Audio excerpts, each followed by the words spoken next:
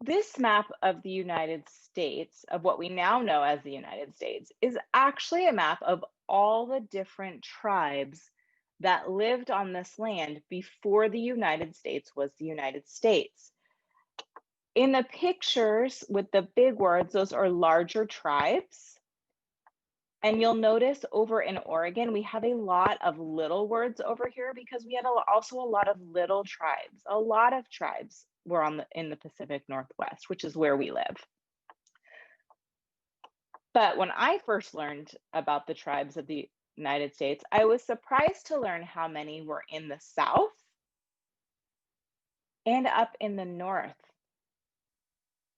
So a lot of our land came from indigenous peoples. Some of our states are named after those tribes. Some of our cities and rivers are named after those tribes. So here are the tribal communities, from Oregon. We have the Umatilla tribe, Warm Springs, Grand Ronde tribe, Siletz tribe, Coos, Lower Umpqua tribe, the Coquille tribe, the Cow Creek Umpqua tribe, the Klamath tribe, the Burns Paiute tribe. Those are unique to Oregon, meaning that mostly they lived here in Oregon.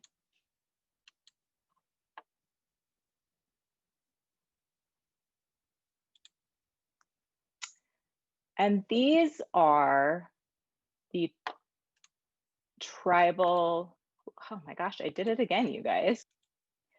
These are the 9 federally recognized tribes. There we go. I had to think of my wording there. Federally recognized. That means the United States government recognizes these 9 tribes as legitimate tribes. Now, one argument is that all of those little tribes should also be recognized, and that's one of the reasons that we recognize the land that we are on. Because as we saw from our first map, there were a lot of tribes just in Oregon. They may not be as big as some of the other tribes, but they were just as important to our land. So in this map on the right, we are here. These might sound familiar. Tualatin, Yamhill, Tillamook, Claxonai. Those are all tribes. And they're named after the tribes that lived on the land before. So did you know that Beaverton School District and our school rests on the traditional homelands of the Tualatin Kalapuya? We thank the Kalapuya for being the original caretakers and protectors of these lands and for passing on their teachings and lifeways through future and present generations. The Portland area has the 9th largest urban Indigenous peoples population in the United States, and the current Indigenous peoples population of Washington County is estimated to be around 10,437. We are honored to learn about and learn from these Native nations, their leaders and families, and we are honored to be guests upon these lands. And we acknowledge that we are on their lands and our schools are on their lands.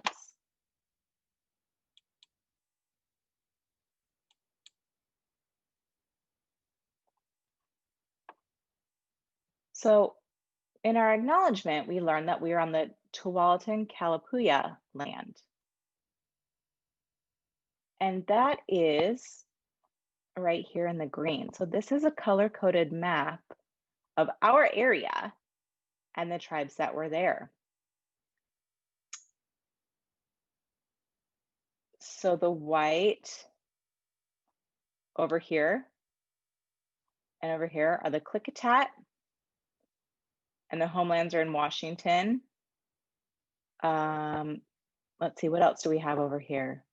Chinook, Coos, the Alsea and Siuslaw over here. This light blue over here is the Athapascan.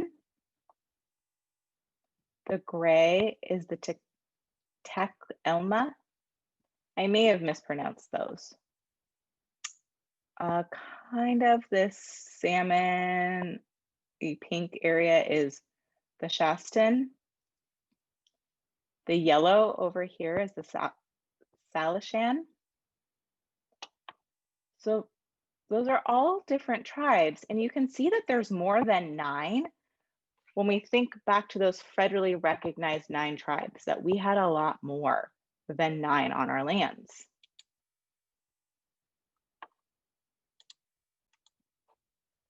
You might be wondering how Oregon even became a state, because we're way over here, and if you look at this original map in the orange, this was all that there was of the United States.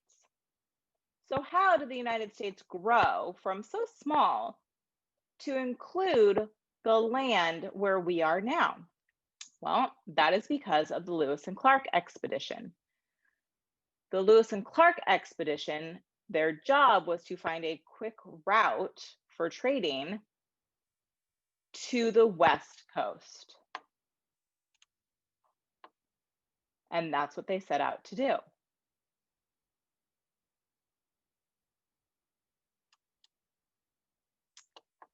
So when we look at their route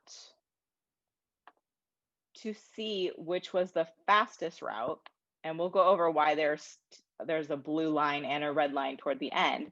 So they both left together from St. Louis on May 14th, 1804. And they set out through the Dakotas over here. And then they decided to see if they split apart, whose route would go faster. Well, we kind of see that the route Lewis took, he kind of went around and had a couple of different options. And then they met up together and they continued on to the West Coast. But remember, during this time, this land was being lived on by the indigenous peoples.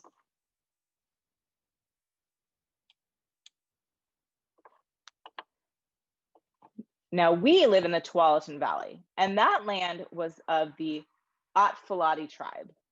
And they were a section, this slide calls it a band, of the Kalapuya tribe,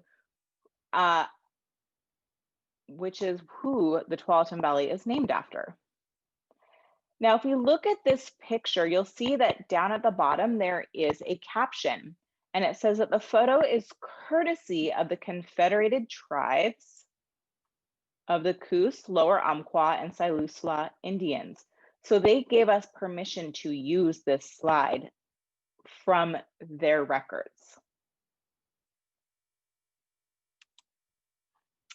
Indigenous peoples have shared lots of important ideas and things that have helped people, like medicine, art, education, languages, ideas, beliefs, values, and so much more. And I had somebody in the chat say, well, some of those languages are extinct now.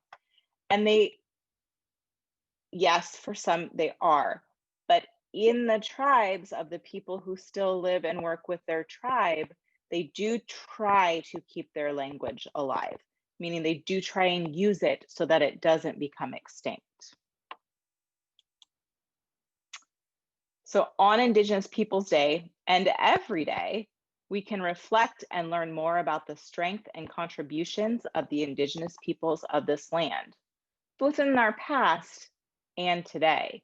And this picture is courtesy of the Burns Paiute tribe. And we're going to close on this just for today.